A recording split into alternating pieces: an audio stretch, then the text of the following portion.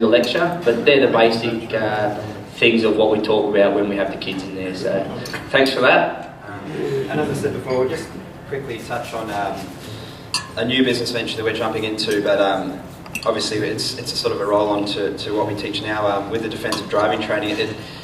It all happens out at the driving centre, and unfortunately, especially with learner drivers, the logbook hours, it doesn't count because it's on a private facility.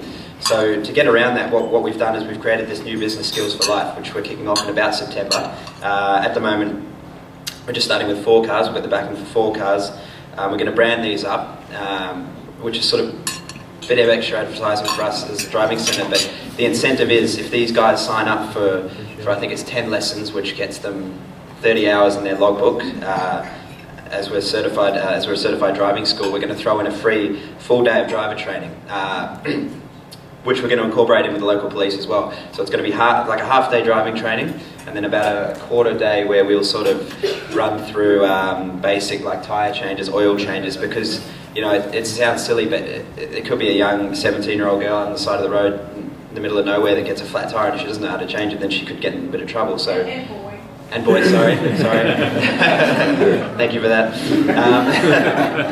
And then obviously the last quarter will be the police, because one of the aspects we don't cover at the moment is a little bit of scare tactics, which again sounds silly, but it's something that you can drum into these young kids to really get them to remember and remember their techniques. And the local police at Beenleigh and Coomera, I think, have been really great, and they're going to work in with us with all of our school days now, which we're really looking forward to. And as I said, we really want to sort of help Rotary Hope Island as you've helped us by sort of including you in all of our, not just the driving centre, but Skills for Life and everything we do, and all of our trips to the schools and all that. So moving forward, I think it's going to be a really great thing. Obviously, as I said, I've just jumped on board this year, so I want to really start pushing this, because the amount of kids you put through our school is amazing. Like 200 is just phenomenal, and we want to see that turn into 2,000, because we don't think enough schools are coming through at the moment, and they really should be. So it's all looking good. I think that's about it from Stephen and I, so thank you very much, guys, unless there's any questions for us.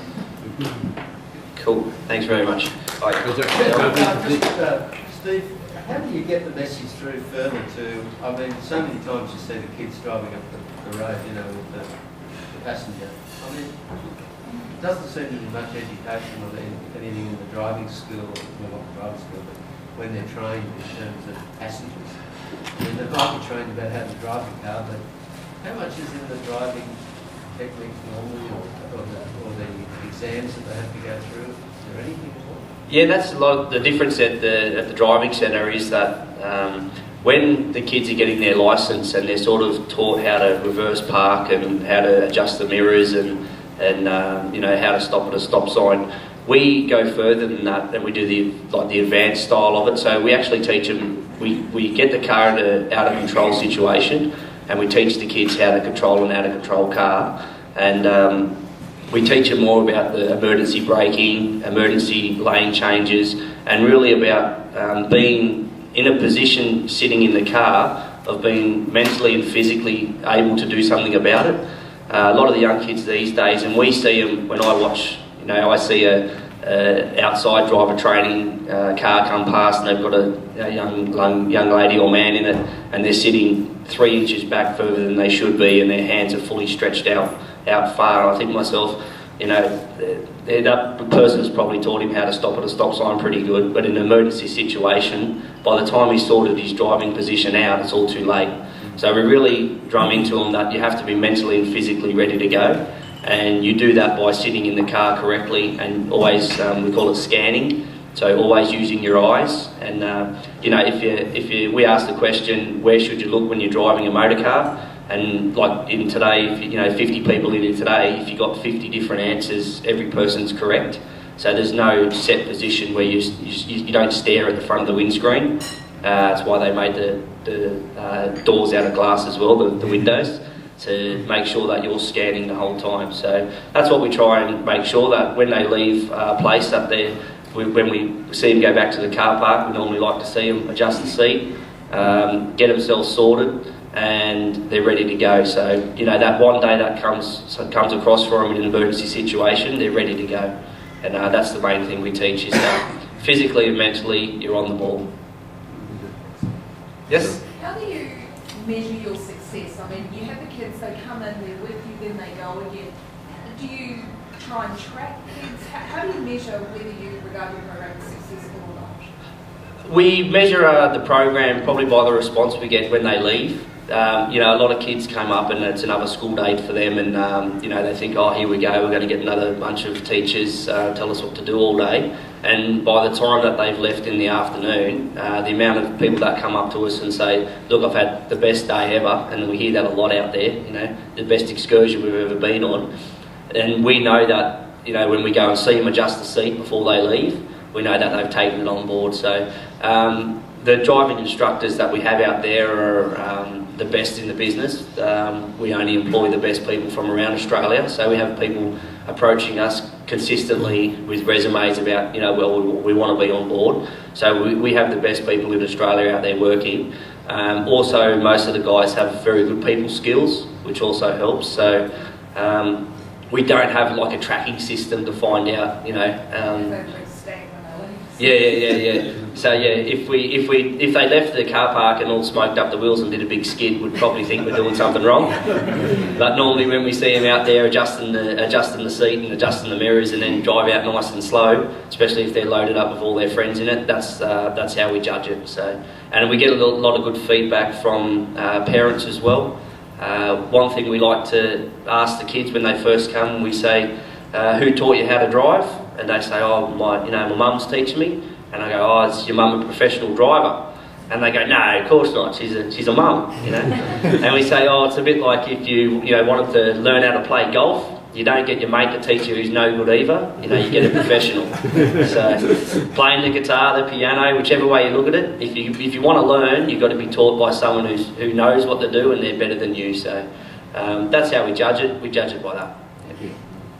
Have you had the experience with the lads from the apprentice school coming through the centre yet? They're coming out this afternoon, so okay. They're actually doing a four-prong sort of schedule with us. Yeah. They're doing their main driver training half day on the 27th. Yep. Today they're doing a 3-hour physics lesson, so we're going to basically load up the car with different weights and do braking and stuff like that.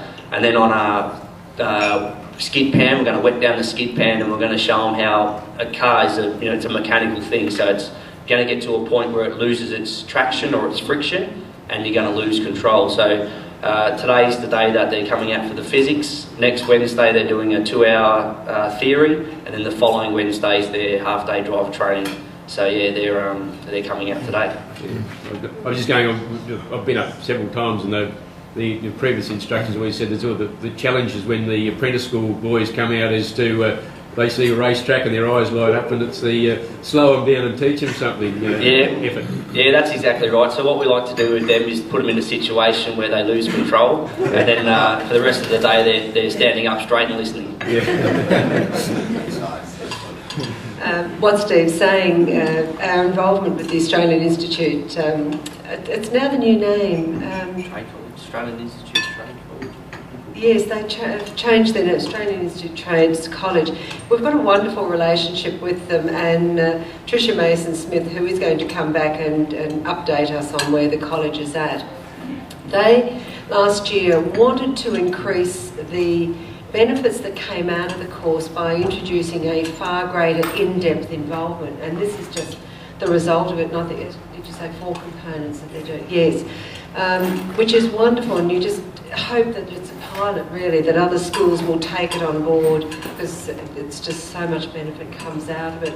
And what Steve said also, you know, over the last couple of years, it's wonderful when you have a parent rings you and just says thank you, and for what Rotary Club is doing for their children. One father rang me in particular that he'd been in the car and he said his son was driving and got into a ticklish situation but got them out of it, and he said, you know, you never know what they take on board, but he said when you actually see it, he said that's when you realise it, job well done. So he just rang to thank us for what we were doing. So that's great to get that feedback for us too. Steve, we forgot you. Gus, I'd like to present this.